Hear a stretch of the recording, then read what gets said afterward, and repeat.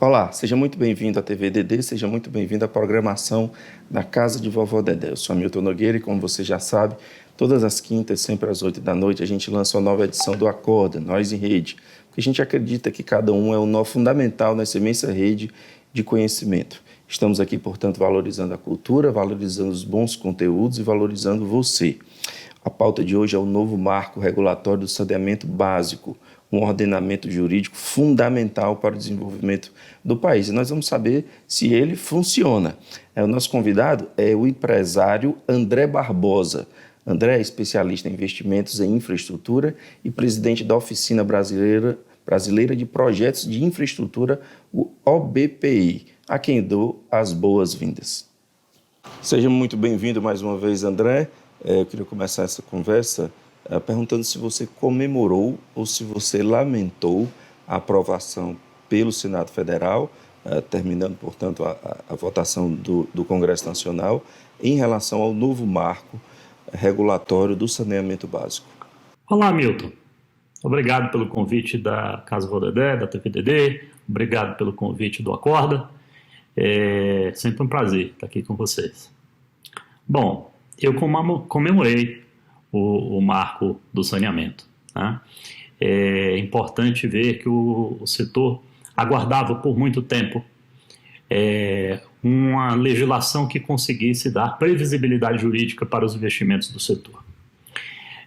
A lei tem algumas características que são bem direcionadas a atender a essas demandas, né? E a principal delas, a gente tem que destacar a regulação. Os serviços de saneamento prestados no Brasil, aqueles contratos que já haviam sido consagrados com a iniciativa privada, assim mesmo também os contratos com o poder público, por falta de padronização, você tinha pesos diferentes do julgamento dos reguladores nos diversos contratos, né? Então, ao passo que você poderia ter contratos com excesso de regulação e de burocracia, outros você tinha a deficiência de regulação e então você ficava submetido ao julgamento discricionário do gestor da vez quanto a reequilíbrio tarifário, sobre metas operacionais, sabe, programa de investimento e priorização, né? Então, o setor precisava de uma organização, né? Então, essa lei vem nesse sentido, né? A extinção do contrato de programa, por sua vez, vai provocar uma maior competição, né? O poder público não terá mais a facilidade que tinha no passado de renovar contratos e assinar contratos sem qualquer tipo de competição. Agora vai ter que competir de igual para igual com a iniciativa privada e que vença sempre o melhor, e isso é interessante comentar, que isso não significa separar público e privado, significa também, talvez, a associação de instituições públicas e privadas para prestar serviço de qualidade para o cidadão. Um outro aspecto interessante de comentar, ainda na regulação, é a função da Agência Nacional de Águas, que vem a ser um órgão com a competência de padronizar, de criar referências nacionais de eficiência de serviço, de qualidade de serviço a ser prestado, a lógica para a revisão tarifária, ao mesmo tempo também de controle, sistemas de controle e acompanhamento para redução de perdas, né? É importante também nessa legislação o estabelecimento de metas bastante desafiadoras, né? Você alcançar em 13 anos, através de um investimento maciço no setor de saneamento, a universalização do abastecimento de água, 99%, você chegar a 90% de cobertura de serviços de esgotamento sanitário com tratamento, né? E esse investimento, obviamente, rebate substancialmente a redução do gasto em saúde pública, né? Tem um número muito batido, que há muitos anos atrás, de uma pesquisa do Banco Mundial, que aponta que com R$1 investido em saneamento, você tem um rebatimento de redução de 4 em saúde pública. Isso é fantástico, né? Então, é uma condição para que o Brasil possa se candidatar a um desenvolvimento, né? E exercício de cidadania pleno do brasileiro, né? Então, eu vejo muito positivo. É claro que a aprovação de uma lei não é remédio mágico para todos os problemas, Não vai acontecer de uma hora para outra a transformação do saneamento, é apenas uma criação de uma ambiência melhor, né, para que os processos possam acontecer. Os desafios são muitos. A partir da lei, há que se fazer regulamentação, há que se fazer um fortalecimento, por exemplo, da Agência Nacional de Águas, com maiores recursos financeiros e pessoal, estrutura, para vencer, né, conseguir entregar essa missão que foi delegada a ela, né? Mas vemos com muito otimismo. Existem alguns argumentos que eu gostaria da sua análise. O primeiro deles é se esse novo ordenamento se traduz em privatização. Veja que eu não estou exaltando nem demonizando a privatização em si, mas tecnicamente significa, esse novo ordenamento significa, na prática, privatização das empresas? Bom, primeiro é importante explicar que a lei por si, ela não obriga qualquer tipo de delegação de iniciativa privada de prestação de serviço, ela não obriga nenhum tipo de ação deliberada de privatização, não. Por si só, não. Apenas ela cria um ambiente em que privilegie a competição. Se o poder público conseguir oferecer propostas melhores do que a iniciativa privada, os agentes públicos continuarão com seus contratos. E o inverso também é verdade. A iniciativa privada, se demonstrar ser capaz de oferecer melhores serviços, terá que vencer em processos competitivos do poder público. Agora, importante citar é que, muito provavelmente, acontecerão joint ventures, público e privado se associando para competir por esses novos contratos e prestar serviço de qualidade, tá certo? Juntando as competências e capacidades de cada um, né? Então, é importante dizer, né? É uma lei que vai privatizar. Não, peraí, não é isso, tá? Não é isso, não está escrito em lugar nenhum isso. Apenas cria-se um ambiente para que a melhor solução possa ser alcançada, tá? Bom, agora respondendo sobre a sua pergunta sobre conceito. Existe uma convenção aqui no Brasil, principalmente depois que nós vivemos um momento no final dos anos 90, de um programa de desestatização muito concentrado no final dos anos 90. Hoje, no Brasil, nós também temos aí uma estratégia pelo governo federal de também promover a desestatização de alguns ativos que hoje são visivelmente ineficientes, tá certo? Isso não significa que o Brasil vai privatizar os órgãos públicos, não é isso. Tá? Alguns que não estão atendendo a melhores práticas ou que, comparados com a gestão similar da iniciativa privada, eles não alcançam o mesmo nível de eficiência. Tá? Bom, então a privatização, ela por conceito é a transferência de ativo. Então era público, passei para o privado, não é mais público. Tá? Esse é um primeiro conceito. Então, o que aconteceu no programa de estatização no final dos anos 90 com a CSN, com a Vale do Rio Doce, tá certo? Mas os contratos de concessão, tá? Quem vive nesse ambiente e procura ter o cuidado com os conceitos, tá? Ele não pode ser chamado de um contrato de privatização na medida em que a privatização pode dar o entendimento que vendeu. Não vendeu. Concessão é a prestação de serviço precedida ou não por aquisição de equipamentos e execução de obras, tá certo? Para prestar um serviço público, atender o cidadão, certo? Isso é contrato de concessão.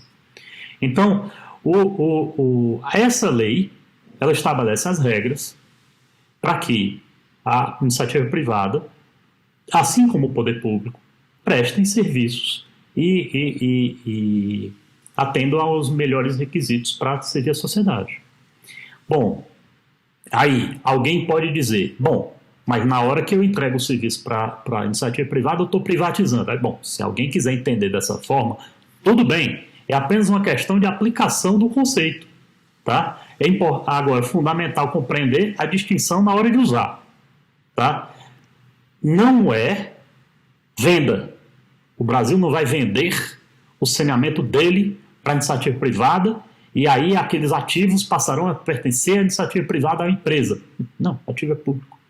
Tá? Então, se uma companhia de água e esgoto de um estado for objeto de um processo de desestatização, o que vai acontecer? Vai acontecer um contrato em que aqueles ativos vão passar a ser de posse de uma empresa privada, que vai investir em novos ativos, vai atualizar e vai continuar a prestar o serviço, vai ser regulado pelo poder público, pelas agências reguladoras, tá certo? E esse contrato tem fim, tá? Então é importante entender isso. Na sua visão, de fato, esse novo ordenamento tem força para atrair grande capital de investimento? Sim. Fundamentalmente, a iniciativa privada vai se sentir muito mais confortável para investir no setor de saneamento no Brasil depois desse marco regulatório e, obviamente, depois de algumas regulamentações que ainda virão a seguir. O ambiente de incerteza, que eu já comentei aqui um pouco, né, não permitia que a iniciativa privada pudesse ter um ambiente de previsibilidade e segurança para investir seu capital com expectativa de resultado seguro, né? Eu costumo dizer nos nossos projetos que o nosso apetite de risco é maior do que quem nos financia. Então, não adianta, né, a gente desenvolver um projeto e acreditar porque a gente imagina que as condições ideais vão acontecer. Nós participamos num processo competitivo para desenvolver um projeto no momento atual porque julgamos nesse momento que as condições são favoráveis. Mas sempre estamos falando de contratos de 15, 20, 30, dependendo do tipo de concessão, pode tiver períodos ainda maiores de contrato. E como é que você tem a segurança de que daqui a 30 anos as condições vão ser as mesmas, ou que vai haver um respeito em relação às condições contratuais, né? Então é muito importante você ter um regramento seguro de regulação, é muito, muito importante você ter mecanismos previstos em contrato para revisão tarifária, para ajustes de metas físicas, né? Como você vai ser controlado, regulado, né? Então, no momento que o marco regulatório surge e os regulamentos complementares vêm em seguida, né, é óbvio, o investimento privado se sente muito mais confortável. Vejam só, o saneamento no Brasil demorou muito tempo para amadurecer, tá? Então, quando você analisa como o brasileiro é servido, 72% é por empresas estaduais, 22% são serviços autônomos de água e esgoto nos municípios. Apenas 6% do serviço de saneamento prestado no Brasil é feito pela iniciativa privada. Por quê? Insegurança. Então, quando você olha para outros setores cuja regulação é madura, que já passou por essa curva que o saneamento demorou tanto para começar, como energia, telecom, você vê um volume de investimento privado enorme, né? Quem é que quer voltar o tempo atrás para ter o serviço de telecom prestado pelo governo? Vamos perguntar para um caminhoneiro que trafega pelas estradas paulistas. Se ele prefere, o que é que ele prefere? Andar na estrada pedagiada, mas que tem um efeito de previsibilidade e segurança, tá? Ou nas estradas públicas? Eu acho que a resposta vem em seguida. Agora, isso, obviamente, eu não quero aqui dizer que o governo não seja competente, apenas o poder público está limitado a uma regulação severa e que, por vezes, não privilegia a eficiência, tá? Mas, voltando ao tema, existe margem nos serviços de saneamento, né, para redução de perdas. Então, com as reduções de perdas que vem com investimento e gestão, né, e isso vai causar um aumento de eficiência operacional. Na hora que você reduz perdas comerciais de sistemas, né, isso vai rebater em margem, né, isso vai rebater em atratividade para o investimento privado, né? Então,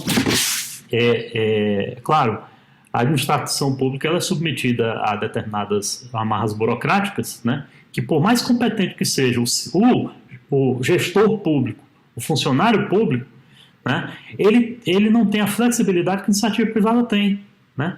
Então, eu entendo que, por exemplo, você estabelecer regras de remuneração por desempenho, tá? em uma organização pública, é muito mais difícil que você fazer isso na iniciativa privada, né? Então, a iniciativa privada tem acesso flexível à estrutura de capital, né, para gestão financeira, que na administração pública é um pouco mais difícil, né? Então, assim, na realidade, a gente se vê num momento, né, em que, com a taxa de juros super baixa, ainda num debate que possa até cair um pouco mais esse ano, né? Então, o investidor está procurando ativos para investir, né? Então, ativo de economia real, com contrato de longo prazo, com a receita pulverizada, né? Com uma previsibilidade de inadimplência controlada, né? Você pode ter aí uma carteira de recebíveis que você consegue avaliar o rating de risco dessa carteira, né, hoje, e ter uma segurança de como ela vai se comportar no futuro, né? Claro que a iniciativa privada quer. É claro que o mercado de capitais quer entender e investir nesse tipo de ativo. Então, com a segurança jurídica, com um amadurecimento institucional, o capital privado, eu não digo que ele quer vir, não, ele virá. Só que nós temos que entender que estamos só começando. Aprovamos uma lei. Temos ainda que trabalhar para concluir todo o arcabouço regulatório e institucional. No caso específico do Ceará, que tem uma gestão de águas mais madura, o que pode ocorrer, na sua visão? Qual o cenário que você vislumbra em relação à água e esgoto aqui no estado? Bom, Hamilton, falando sobre o Ceará, nós sabemos que a CAGES aderiu ao programa do BNDES de estudos para desestatização, né, das companhias. Isso já tem algum tempo, já tem alguns anos, né? E esses estudos devem estar bastante avançados. Eu não sei que resultados esses estudos alcançaram, não sei se a CAGES está feliz com esses estudos, não sei que caminhos esses estudos apontam, tá? Mas, de toda forma, né, a CAGES é uma companhia boa. Quando você avalia em termos comparativos a CAGES com outras companhias do Brasil, a CAGES merece destaque, sabe? E sobretudo, né, com a habilidade que os gestores da CAGES têm de conseguir fazer a qualidade do serviço que eles entregam com a tarifa que é cobrada, né? Eu não sei, o Ceará tem aí uma defasagem de tarifa razoável, né? Então, é das menores do Brasil, né?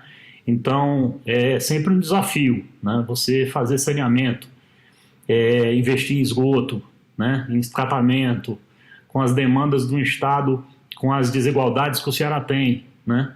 E com a tarifa das menores do país, e ainda conseguir fazer algum tipo de investimento, isso é um trabalho muito difícil, né? Então, eu acho que, dadas essas disparidades regionais, né, a oportunidade de trabalhar grupos de municípios é importante, sabe? A CAGES, por si, né, ninguém melhor do que ela própria para conhecer o Estado, ela conhece muito bem o Ceará, né? Então, eu imagino que no cenário da nova regulação, né, talvez possa ser uma boa alternativa, né, a união de competências e capacidade da CAGES com outras organizações da iniciativa privada, né, porque ao passo que ela conhece bem, né, ela entende onde é que estão as particularidades para a construção de um equilíbrio para atender municípios de menor escala com municípios de maior escala e você fazer com que isso funcione, né? Ao mesmo tempo que a iniciativa privada possa agregar capital e instrumentos de gestão e flexibilização de compras, de modelos financeiros e tudo mais. Eu acho que a união de competências e capacidade pode ser uma boa alternativa, né? Eu também vejo que nesse cenário novo, companhias públicas de outros estados, e aí a CAGES pode ser para outros estados, e assim como também receber a competição de companhias de outros estados no Ceará, né, vão se associar, né? Então não vai ser surpresa para mim, empresas como a CAESB, como a Sanepar, como uma Embasa, como a própria CAGES, a própria Sabesp, né, de começarem a fazer incursões competitivas pelo Brasil em sociedade com iniciativa privada, com provedores de recursos, fundos de investimento, né, e acontecer um processo de sedimentação dos sistemas de saneamento no Brasil, não apenas privado, tá, e obviamente não mais público quanto tá, mas vai ser curioso, interessante ver a dinâmica disso. E o Ceará, obviamente, vai ter também a sua própria história, né? A forma como isso vai ser construído, né? E eu continuo achando, né, que por mais que algumas coisas irão mudar, né, com essa regulação, a capital privado e a gestão privada vai chegar, as companhias públicas têm seu valor, tá certo? Tem um valor importante, tá? E durante um período eu acho que vai haver um processo de profissionalização, vamos dizer, competitividade, de eficiência, e todos vão se envolver, as organizações do setor vão se envolver de alguma forma. E a boa notícia é que quem vai ser beneficiado é o cidadão.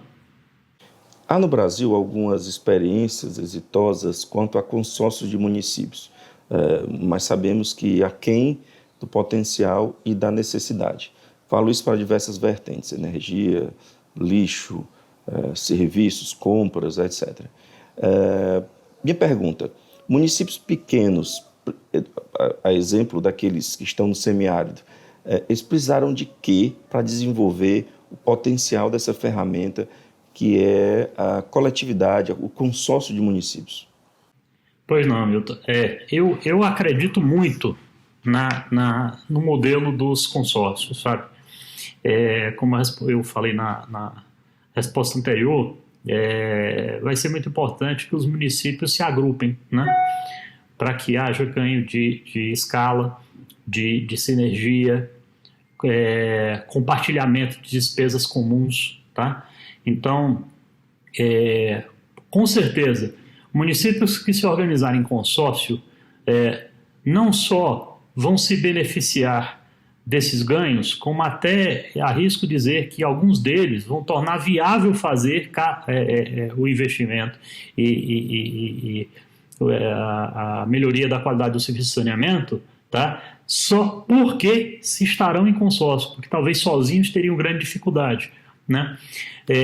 Nós temos que lembrar que um grande desafio no saneamento, né, e diferente do sistema de eletrificação, imagine você, né, qualquer ouvinte dessa entrevista, quando você fala de um serviço de eletrificação, por exemplo, né, você chegar fios e postes para atender uma comunidade isolada, você tem um volume de investimento.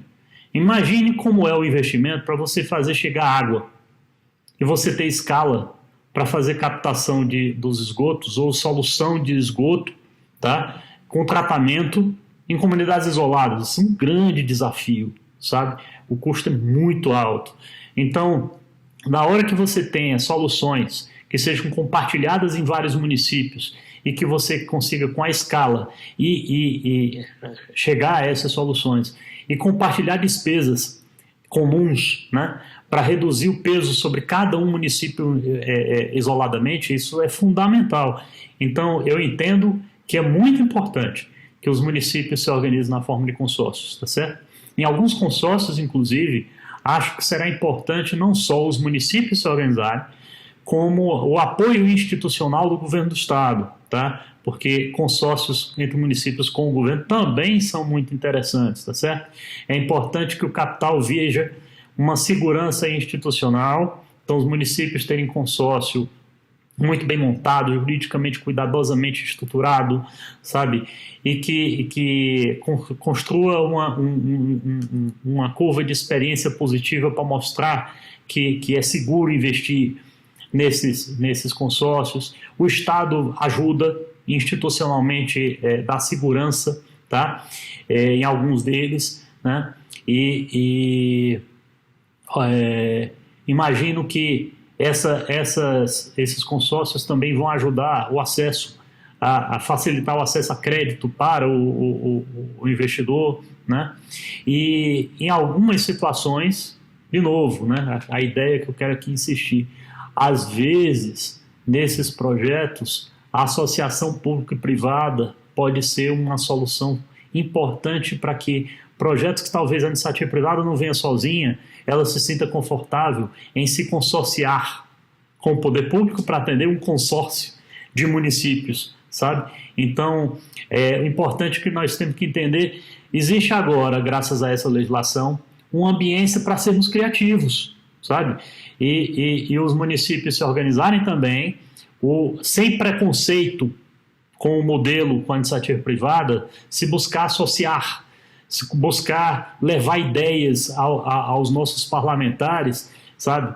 Para que e as organizações federais, para que a regulamentação que seja sucessora da legislação, né, da lei fundamental, da lei do saneamento, ela venha de forma eficiente, complementar, né, e permitir, né, regulada, esse tipo de relação, sabe? Temos que ser criativos, porém efetivos, né? Eu vejo com muito bons olhos e recomendo fortemente que os municípios se organizem com consórcio. No que esse assunto converge, André, com a chegada das águas do Rio São Francisco ao Ceará? Bom, Milton, a transposição de São Francisco, ela é, na verdade, um backup, né? É uma grande obra que garantirá a disponibilidade hídrica para o Nordeste setentrional, né, nos diversos usos da água, né, entre eles, é óbvio, o consumo humano, né.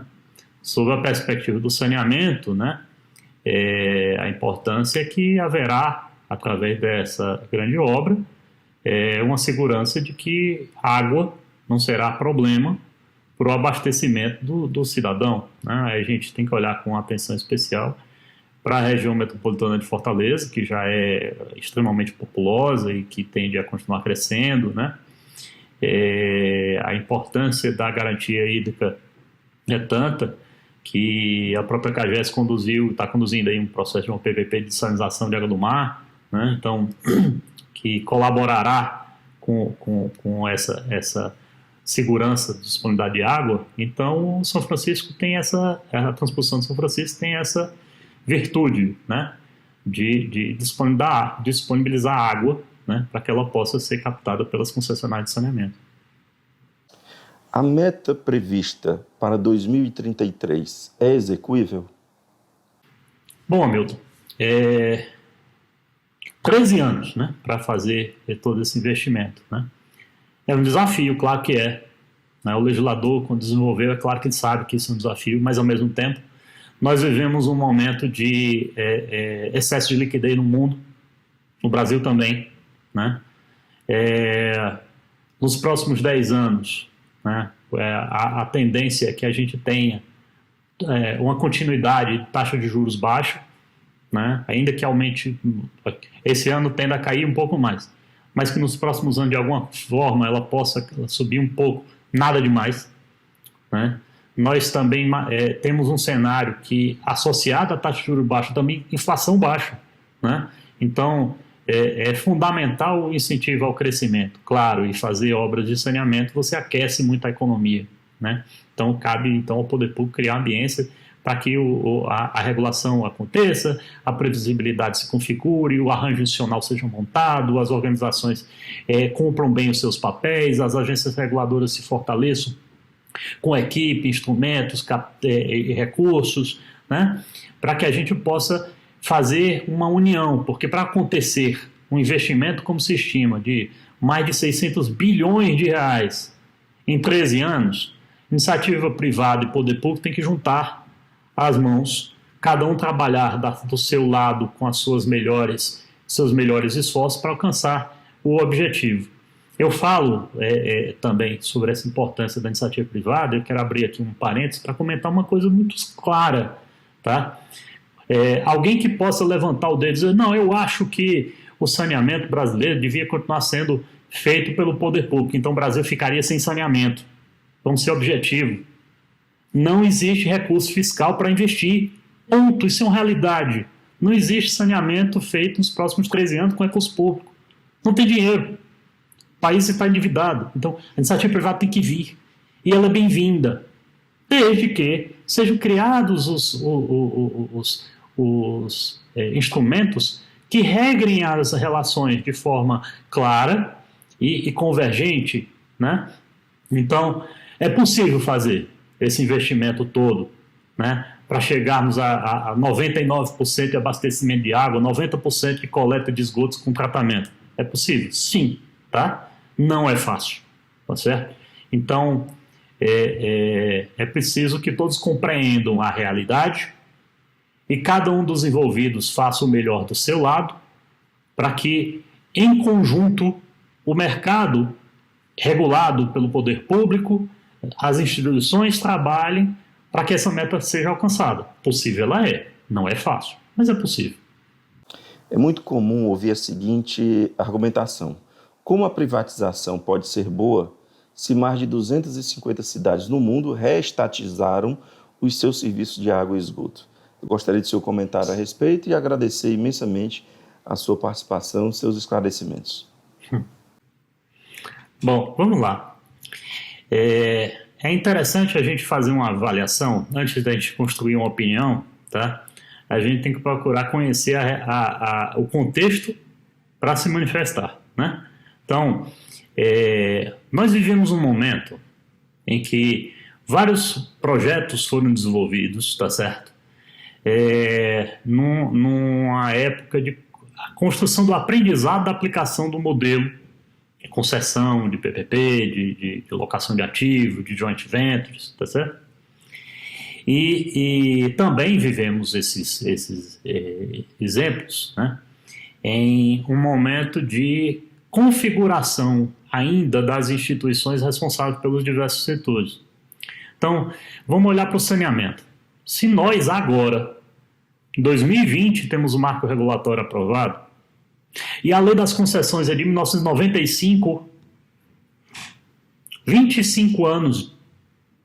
Então, desde que a lei das concessões foi criada, que existe ambiência no Brasil para que se pudesse fazer contratos com a iniciativa privada, né? 25 anos depois a lei do saneamento saiu. Então, o que é que aconteceu? Se agora estamos aqui debatendo, dizendo que faltava regulação para dar previsibilidade, segurança, que o poder público soubesse qual era o papel dele, tá? E que houvesse rotinas de avaliação de desempenho, de qualidade, de eficiência, e que outrora o julgamento era, por um lado, né, a empresa privada não necessariamente ela demonstrava todas as qualificações para ser contratada. Tanto é que nós vimos incursões de várias empresas, várias organizações entrando em saneamento e logo saíram.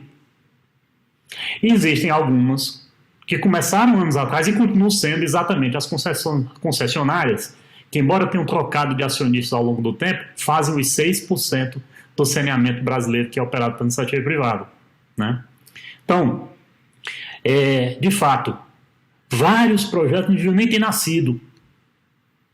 Foram modelados errado, com demandas injustificáveis, estudos ruins, empresas desqualificadas que competiram pelos processos e ganharam e não sabiam o que estavam fazendo, que não tinham capacidade de alavancar recursos, que não tinham estrutura e pessoal para prestar serviço tão complexo.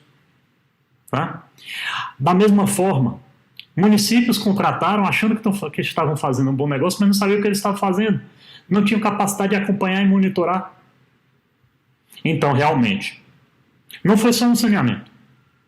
Em outras atividades, serviços contratados com modelagens deficientes e ambiente regulatório insuficiente causaram realmente muitas decepções, né? Agora, por que será que tem contratos que estão aí rodando bem? Por que será, né, que quando a gente pega as concessionárias de saneamento desses 6%, nós temos índices de perda de menos da metade da média das perdas da administração gerida pela administração pública? Aí eu repito aqui várias vezes, Não porque o funcionário público não seja competente para fazer, apenas o ambiente em que as empresas é submetida não permite a flexibilidade suficiente para a eficiência. Tá? Agora, se fosse bom, se os serviços prestados fossem excelentes, tá certo? Nós não estávamos aqui com dificuldades no setor de saneamento, não estávamos agora criando um ambiente para tentar atrair o capital privado. Ele não vem porque quer, não. A iniciativa privada não vem investir em saneamento porque acha legal o saneamento, não. Ela virá se tiver um ambiente seguro e previsível do investimento ser retornado. Tá? E aí, esse é o papel dela. Ah, André, será que nessa configuração não corre o risco das empresas ganharem mais? É por isso que existe regulação. Para estabelecer os limites, e aí o limite do razoável, dentro da disposição a pagar do cidadão, para que ele caiba no orçamento do cidadão. Do outro lado também, dentro do limite do que é necessário para que o capital privado tenha a atratividade de vir. Tá? Então esse equilíbrio, está aí o papel da agência reguladora. Está aí o papel dos bons projetos com devida transparência para que o processo de contratação seja competitivo. Tá certo? Bom, mas olhando para o argumento, né, de que por que podemos acreditar que é boa, já que tem municípios que voltam atrás e desfazem o contrato, né? Eu já expliquei os aspectos das atecnias, tá certo? Agora, tem um comentário que eu ouvi outro dia, numa reportagem, de um deputado que obviamente não sabe o que está falando, comentando que cidades como Paris e Berlim, né, resolveram transferir de volta a prestação de serviço da iniciativa privada para o poder público. Sim, é verdade. Mas por quê? É muito fácil agora, depois que o investimento foi feito pelo privado, operado e mantido com nível de eficiência alto e está tudo funcionando bem, né? Então cabe muito bem o que coube lá atrás. O discurso de que tinha que trazer a iniciativa privada para melhorar a qualidade do serviço, porque o poder público não conseguia entregar, lá atrás o discurso era esse. E aí, como o serviço era ruim, aquele que tinha esse discurso e que fez essa defesa conseguiu ser eleito. E fez e aconteceu. Só que agora, veja só, está tudo funcionando muito bem. Aí qual é o discurso da vez? O discurso da vez é dizer, poxa, por que vocês têm que pagar tanto pelo serviço de saneamento? Tá? Poxa, vamos descarregar isso de vocês. Então nós vamos prometo que eu vou trazer esse serviço de volta para a administração pública para que as tarifas se tornem mais módicas. Isso é um discurso que vem bem, quando está tudo bem, né? Então, é nesse sentido, tá? Eu não vou me esquecer como é que nasceu o modelo das concessões. Anos 80, governo Margaret Thatcher na Inglaterra. Por que nasceu? É porque queria que o serviço fosse melhor prestado? Não. Endividamento público altíssimo. Foi tirado do balanço do poder público aquela dívida ou aquela necessidade de investimento que o poder público tinha e haveria que ter e não tinha, tá? Para o balanço da iniciativa privada. A qualidade do serviço foi externalidade. Tá certo? Então, quando nasceu o modelo de PPPs no governo Margaret Thatcher no Reino Unido, na verdade isso nasceu como instrumento de otimização do orçamento público. Tá? Bom, agora, né, cidades como essas que eu citei, pode ter muito mais outras, bom, está tudo funcionando. Né? Então, é conveniente dizer, peraí, vamos desafogar um pouco, vamos cobrar menos do cidadão, vamos trazer para o poder público a gestão. Está errado? Não. São ciclos naturais, tá certo? Agora, onde é que nós estamos no Brasil? Nós estamos num momento de restrição fiscal, de limitação de endividamento rigoroso e serviço de qualidade questionada. Podemos acreditar que, operado pelo poder público, nós vamos ter a solução do problema? Se acreditássemos que isso seria possível, o projeto de lei não teria sido aprovado na forma que foi.